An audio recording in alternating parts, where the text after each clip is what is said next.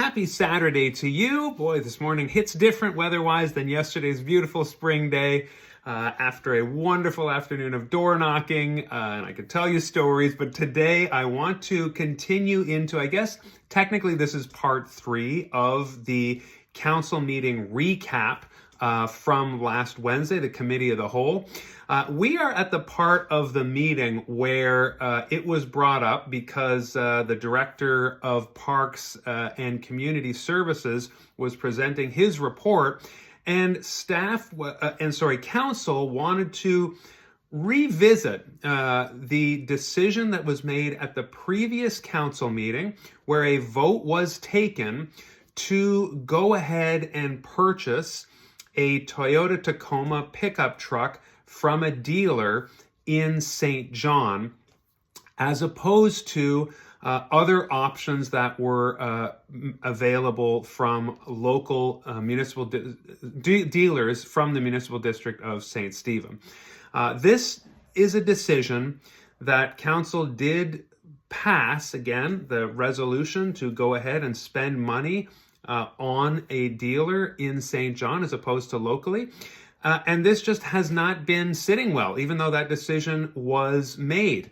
This is an example of, as I said before, any decision that is made by council, is not set in stone. Now, perhaps this has gone ahead and the staff has made the purchase, but I got to say, even knocking doors, I hear at the doors how this is being perceived as not a good decision by our local council to take about $60,000 and spend it outside of our own municipality, particularly when shop local, buy local is such a priority for so many here. Now, I just want to give you a quick recap of the discussion. Again, you can watch this on the replay as you can watch the entire meeting. And I think today's video is just going to be on this because it is a bit of a spicy meatball. It is controversial. I do get asked about it at the doors, and I'm actually seeing a post on Councillor Rodis's councillor page about it. There's a discussion definitely happening. And then I'd like to weigh in on it. But essentially what happened was the Toyota Tacoma is larger. The engine is 2.4. The suspension is better somehow. The box in the back is 6 feet, as opposed to the local options, maybe Ford and Chevy pickup trucks, where it was a smaller box size, 5.5 foot. This was actually in the agenda the last meeting, the regular council meeting, the different options. The engines apparently are maybe 2.3, and the supercharging options were less. And so there was a sense that just on its face, the staff required, and this was the question put to Director Kevin Sumner, what the staff needed was that larger box for more efficiency purposes. The water boxes, for example, these trucks are used to water flowers around the parks and floral installations around town. And so, those big liquid water boxes, they were 3 feet by 3 feet, and so they needed to be placed in the pickup truck, and a 6-footer could accommodate one of those very easily, or perhaps 2 even, whereas a 5.5 foot would not, and that would lead to more trips, more time that the staff was taking, more expenditure, as well as just the weight of hauling water around, very, very heavy, more wear and tear on the engine, of course. So that larger engine, the 2.4 liter with a certain amount of horsepower. Again, I'm not getting too much into the weeds here on the vehicle stipulations or specifications, but you can understand how hauling water is harder on the vehicle, so a better suspension and engine is required, as well as the size of the box in the back to cut down on time driving and spent going back and forth refilling water or that kind of thing.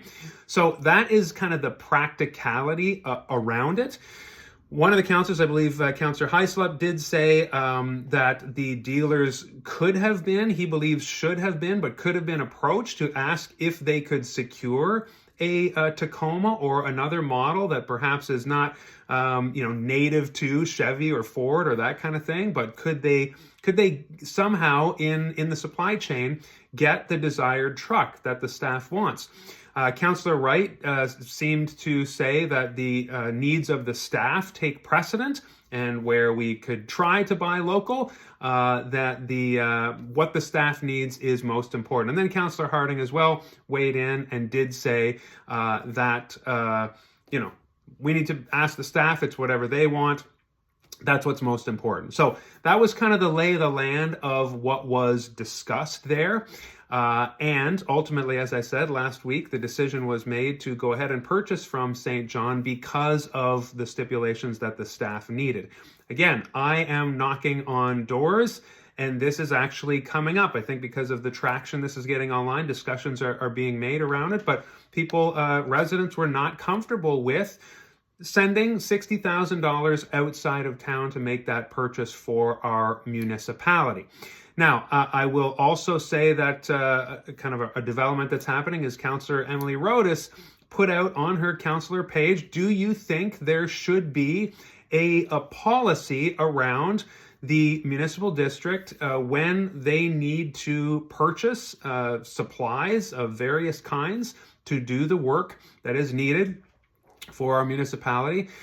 Should there be a policy? Should there be a regulation and a stipulation that they must buy local?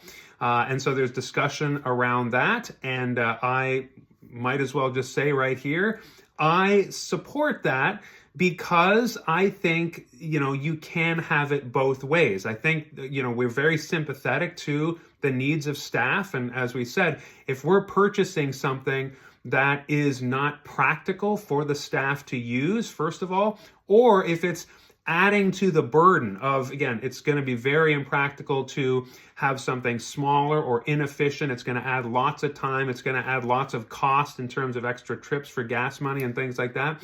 Then we can see how, this would be a drain on our tax dollars over time. So that's what you got to be weighing is, we have this $14+ million budget in the municipal district of St. Stephen.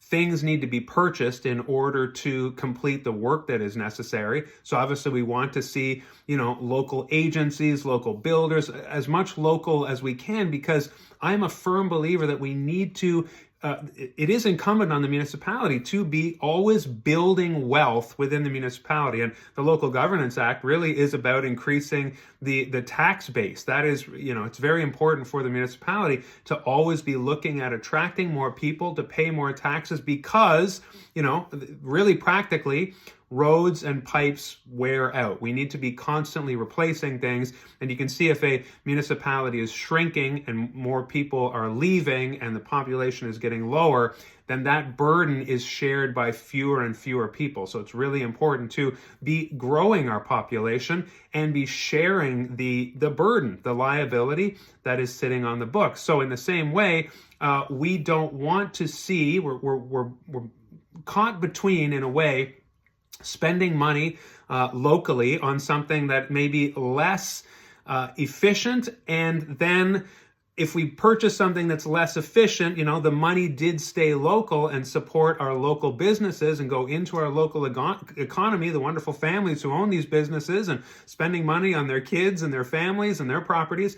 At the same time, if it's really ineffective or inefficient, the thing that the municipality purchased, then of course, that drain happens on our local budget, on our expenditures, right? So that seems to be what we're caught between. I didn't hear that really explained very well, but I believe that I would like to see a policy drafted where you have, when something is tendered, and tendered, I used that word yesterday and I realized I shouldn't be using jargon like that if you're kind of new to the scene here.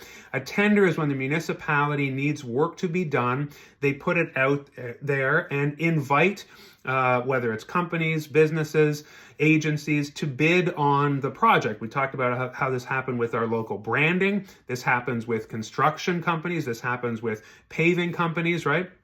We say, we need this work done, and now you can make a bid, tell us how much it would be, basically make us an offer, and then there are competing bids. Well, You know, I think of the example of that I'd like to see with housing. I would like to see nonprofits be able to get first right of refusal on tax sales in town. What I mean by that, I don't want to get down a different rabbit hole here, but basically when a property goes up for sale, if it requires major renovation, I'm thinking of the Starshine properties, what we need to see is more affordable housing in the municipal district of St. Stephen. The people that can do that best are builders that focus on creating non-market affordable housing, right? And so a lot of times these are nonprofit builders and agencies, etc. So if we give them first right of refusal, say, here's this property on the market, what can you give us for it, and what would be the return on that in terms of housing and how many units and tax base? That's not a novel thing. First right of refusal. So this could be done for things that we need to procure, whether it's trucks or sprinklers or tools of any kind, backhoes, things that we purchase. Can that be done through a local business? First right of refusal. You could tender that.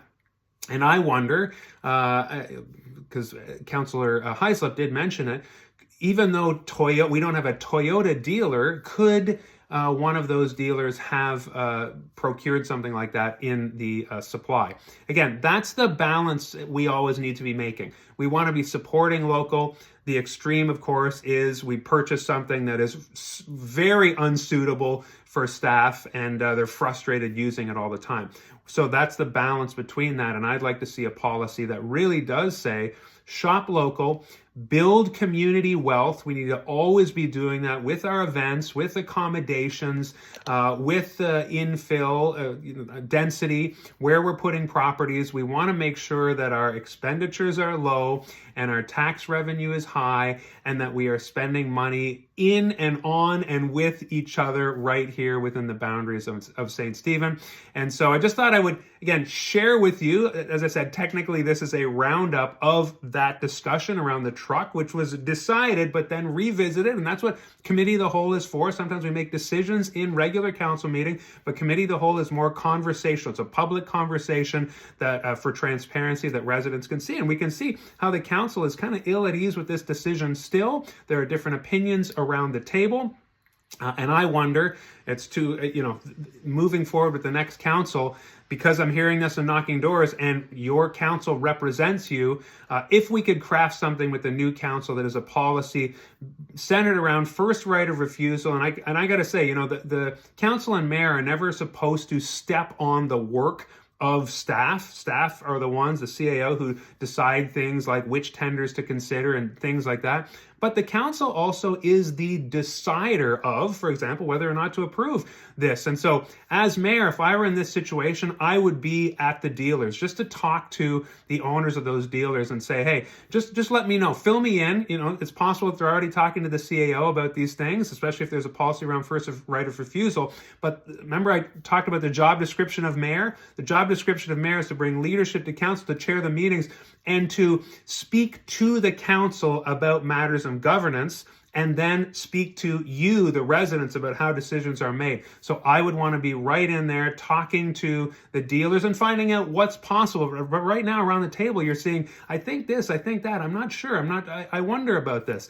Well, to me, again, that's the role of mayor, and that's the kind of difference that I'm going to make sitting in that around that table as mayor. So just want to let you know what was discussed, what is being proposed online on the socials. I'm not part of any Facebook group, but when it happens on a councilor's page, it's very interesting to see, and kind of how I would move forward, my thoughts around this topic moving forward, because that's what we want, is building community wealth, and that includes involving our local businesses. And if they don't have something, can they be given time? Can you get a truck here within 6 months?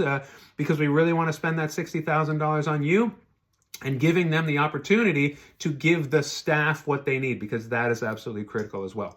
All right, friends, that's it for today. Enjoy your Saturday. As usual, we'll be back here tomorrow, and I will continue through the reports. The treasurer had some interesting things to say. Yes, this is all about finances as well, so join me tomorrow, Sunday. BuildUpStStephen.ca. I'm looking forward to leading a council you can trust, in this way. I hope I demonstrated that again today, so that we're building a community that we are proud of. And part of being proud of that is supporting our local businesses and using an action plan that we all understand. And this would face that criteria where we understand why it's important to shop local. Then we plan how and why to spend the money. We deliberate it. Then we adapt and adopt, and then we build the thing. And sometimes building the thing just means buying the thing as well. And that's kind of what I want to always be leading us through. All right. Take care of yourself and your neighbor today, and let's build up St. Stephen together. See you tomorrow.